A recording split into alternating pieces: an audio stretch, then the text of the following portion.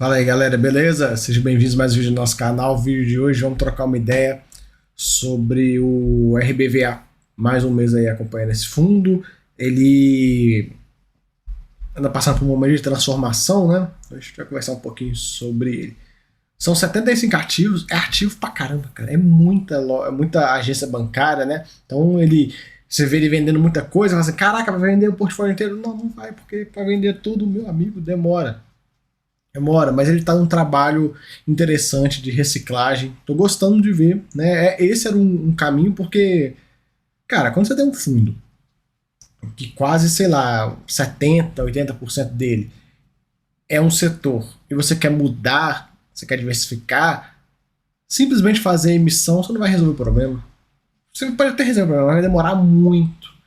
Quando você começa a fazer essas vendas, você ataca o problema nas duas pontas, né? Você reduz a concentração e por outro lado você vai comprando os imóveis. Então você você tem aqui, né, essa concentração e essa, você vai invertendo elas de forma mais rápida do que simplesmente crescer o fundo. Outro ponto também que é bom, que ajuda o fundo nesse tipo de movimento, é a questão dos lucros que ele começa a distribuir. Distribuindo lucro, a tendência é que a cota ande e aí você consegue emitir cada vez mais, porque você vai ficar com um fundo com ágio e tal. Enfim, muito teórico. Mas geralmente o que acontece, o fundo começa a estar lá. A cota 10% abaixo do patrimonial. Aí ele vai, começa a vender, começa a distribuir lucro. A cota vai embora, começa a andar. Agora, o quanto ela vai andar, até onde ela vai andar, aí já depende de caso a caso, fundo para fundo. Mas geralmente é uma estratégia que dá certo quando os gestores fazem isso. Quando o fundo está um pouquinho abaixo do patrimonial, você vai lá, vai se vender ativo, aumenta o patamar de distribuição do fundo, e aí o fundo entregando mais, cada vez mais, e aí a cota anda, aí você chama emissão, a emissão geralmente, né, vai depender, ela é bem sucedida, e aí o fundo começa a passar por uma de transformação. Se o gestor souber fazer, ele consegue resolver de forma bem interessante. Enfim, pagou R$1 por cota. Teve um último pagamento aí já anunciado no dia que eu tô gravando, acho que foi uns 50, né? Foi uma porrada aí que eles deram. Muitas vendas que eles estão realizando, né? Então você acaba tendo que distribuir dentro de semestre e tal. No mês ele teve o resultado foi 1.015, ele pagou R$1. Ele recebeu aí alguns aluguéis que estavam atrasados e aí resolveu tudo, ficou com um saldo um pouquinho maior. No mês de novembro eles venderam mais um imóvel, né? Mais uma operação bancária, ótimo, né? Conseguir se livrar aí, passa para frente essas agências. 8 milhões de reais, né? Foi o valor da venda, sendo que 3 milhões e 300 é o lucro dessa brincadeira. Uma TIR razoável de 17%, tá legal? E o fundo, quando concluir essa venda, o fundo vai alcançar a marca de 142 milhões de reais em ativos vendidos. Olha só que beleza, quase 10% do fundo já vendeu. E aí um lucro de 45 milhões de reais. Isso é excelente, o fundo trabalhando. Ele também comenta que teve uma repactuação de uma das lojas lá que ele vendeu do conselheiro Rodrigo Alves, né? E o valor subiu um pouquinho, 500 mil reais. A TIR foi de 13%, né? Não foi tão boa quanto a outra. E ele também recebeu mais 2 propostas. Enfim, cara, os caras estão frenéticos para vender os ativos, né? Os caras estão frenéticos. Isso é muito bom. Isso é muito bom. Ele até coloca que tem o estudo de viabilidade da emissão que acabou de terminar. A estimativa deles é vender 80 milhões de reais em imóveis no ano que vem, nesse ano de 24. Bom, né? Se continuar assim, pegar com o que eles já venderam, você vai pensar se vai ser tipo quase 20, 30% do fundo que eles já geraram. Isso é muito bom, cara, para esse perfil que eles querem de reposicionar o fundo e tal, né? Aí você pode falar assim, pô, mas vai vender o fundo inteiro e aí como é que o fundo vai ficar? Cara, o principal volta, ele pode comprar outros ativos. Agora é um momento interessante, porque as vendas estão sendo boas. Eu tô achando interessante, porque tá se livrando dessas agências, manda essas agências embora, que a agência bancária é fria. Manda essas agências embora, passa esse maré para frente. E aí agora a gente já tem que ver o que ele vai comprar com esse dinheiro, né? Porque se ele começar a comprar coisa ruim, aí não adianta nada, né? Mas eu imagino que eles não vão dar esse mole, né? Falando em emissão, em fundo, saiu o anúncio de encerramento, teve uma captação de 100 milhões de reais, não foi aquela captação, né? Não foi aquela captação, mas tudo bem. O fundo, ele querendo ou não, esse fundo, ele é o fundo e a gestora passam por momentos de desconfiança do mercado. Muita gente tem problema com o Rio Bravo, não gosta da gestora e tal, tem suas críticas. Eu tenho várias críticas a eles, mas enfim, faz parte. Mas eu vejo que eles estão tentando melhorar.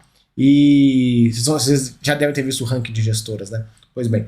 Então, assim, cara, uma primeira emissão de um fundo depois de um tempo que vinha sem emitir, desde aquele rolo com o Santander lá atrás e tal, ok. Né, vamos ver aí, né, um passo de cada vez. Acho que o importante é continuar focado na estratégia de vendas na venda de ativos, né? Enfim, aqui o fato relevante, um complementar, né, de uma das vendas, né, das lojas que ele vem realizando. Essa conselheiro Rodrigues Alves teve um complemento, né, teve um complemento aí que 16 milhões e 400, acho que o relatório tá mais 17.400. Ele recebeu esse saldo, não tá explicado.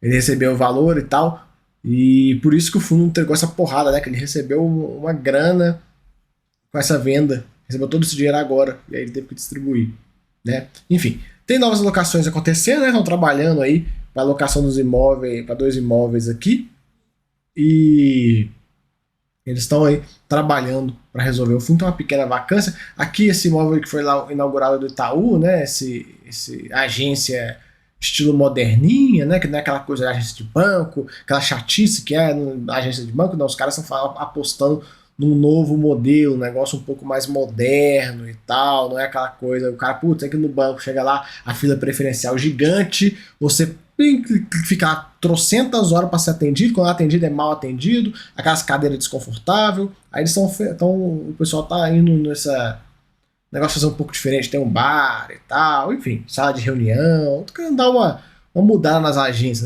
deixar, eu acho que deixar as agências mais amigáveis aí. Eu, pelo menos, cara, tenho pavor de ir em agência de banco. E, enfim, estão trabalhando aí. Aqui é a questão da alavancagem do fundo. É uma alavancagem com custo bem ok. Um saldo devedor de 182 milhões de reais, que dá 14% em relação ao patrimônio do fundo. Tá ok. E o fundo vem trabalhando com essas vendas que ele vem realizando. Ele pode se livrar, pode pagar essa alavancagem com bastante tranquilidade, né? 5% do resultado retido do fundo não banca a alavancagem inteira, mas eu não vejo problema no que tange a alavancagem nesse fundo. Por conta dessas vendas que eles estão realizando, né? Você vê que o fluxo que ele tem que realizar é relativamente alto, né? 17, 18, 19, 20 milhões de reais. Se a gente pegar o que ele tem em caixa aqui, ó, cadê? Ele tem 31 em fundos imobiliários, 7 em renda fixa, então mais caixa, mais 31 de valores a receber. Então estamos falando aí de 70 milhões de reais, aproximadamente. Daria mais ou menos 3 anos, um pouquinho mais de 3 anos de fluxo que ele tem de caixa para bancar esse negócio aqui. Mas como ele está vendendo muito ativo, isso não vai ser muito problema. O que a gente tem que ficar ligado nesse momento, em todos os momentos, e agora também tem os recursos da emissão, que eram 100 milhões, também banca quase 5 anos, praticamente 5 anos disso aqui. O que a gente precisa ficar ligado é em momentos que o fundo está vendendo muito ativo, tá trabalhando demais, é ver o que ele vai fazer com o dinheiro, o que ele vai comprar. Porque hoje ele tem a situação, tipo, beleza, tô aqui, minha alavancagem, eu consigo bancar ela a priori, sem muitos problemas, até 2026 ali. Eu não tenho que preocupar com questão de pagamento desse negócio. O fundo tem caixa. Agora, pode ser que os caras torem o cacete e comprem muita coisa e reduzam esse prazo. Então esse é um ponto de atenção que a gente precisa ficar sempre atento. Claro que hoje o fundo está numa situação, depois dessa emissão, muito confortável, né? 100 milhões de reais aí vai bancar 5 aninhos aí tranquilo. Então, tipo, até 2029 praticamente. Tá muito de boa, muito de boa.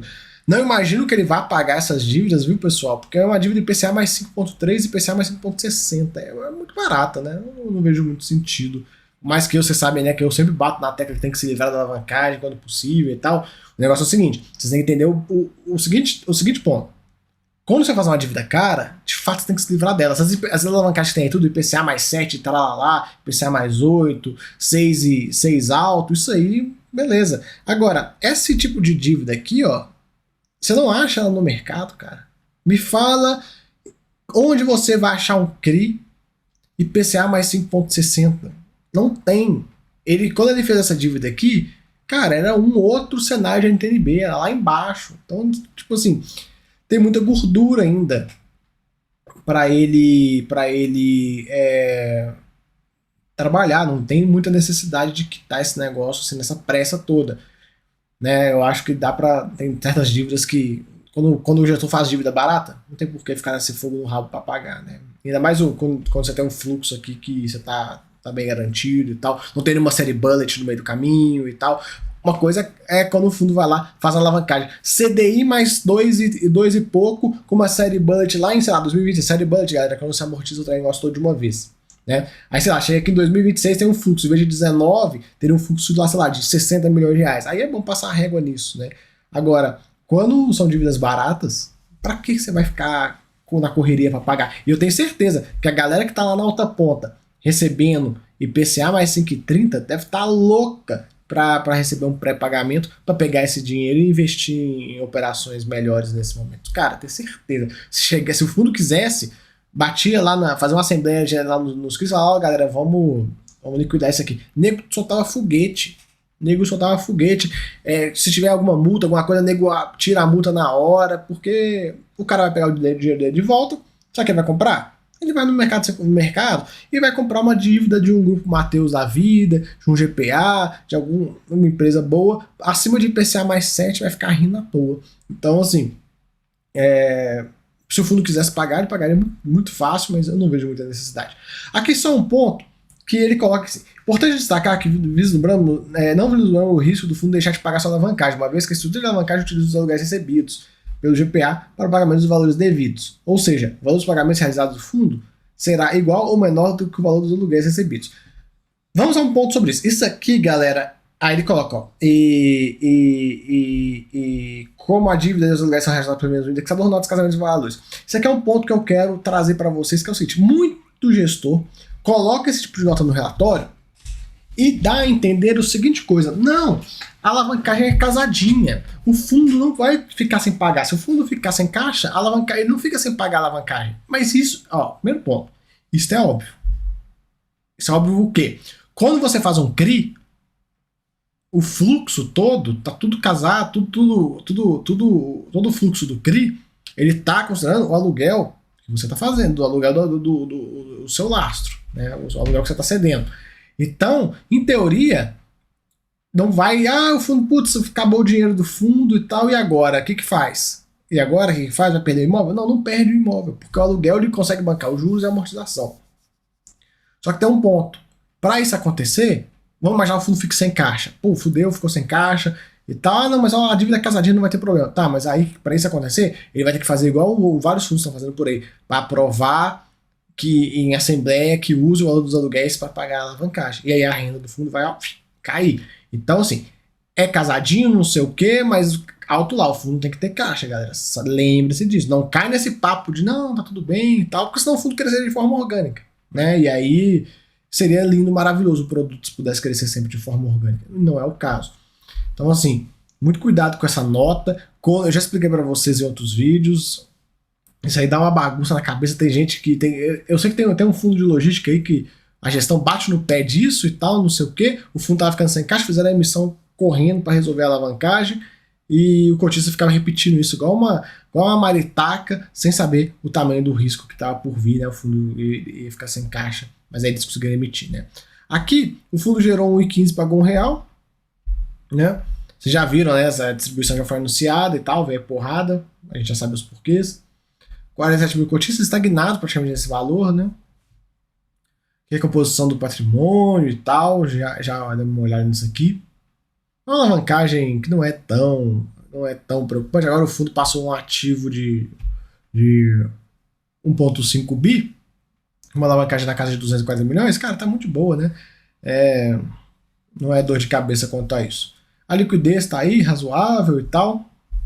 E é basicamente isso, galera. O resto não tivemos mais mudança. O fundo vem vendendo os imóveis dele. Ainda é um desafio muito grande, porque é 34% em caixa, 32% de Santander. Então, assim, tem que vender muito caixa de Santander para conseguir resolver essa questão. É muito, não é pouco não. Mas pelo menos estão trabalhando nisso. Começaram, né? Demoraram, mas começaram esse movimento. Isso é bom, né? Porque aquela coisa, galera, não adianta o gestor vir, igual esse fundo vem, agora veio falar os últimos tempos todos, né? Último tempo. Ai, nós somos um fundo de varejo. Somos um fundo de varejo. Não, você não é fundo de varejo, você é fundo de agência.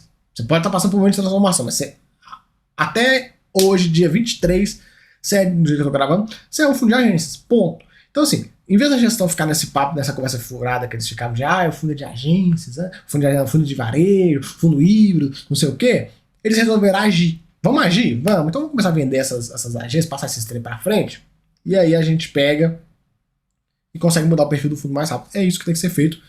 E eu tô gostando de ver. Estão fazendo um trabalho legal. Vamos ver o que esse fundo vai virar aí mais pra frente, beleza? Então, galera, é isso. Temos comentado do RBVA. Qualquer novidade, eu venho aqui trazer para vocês. E é isso. Se gostou, já sabe. Se inscreva. Gostou mais ainda, vem ser membro. Até a próxima. Fui.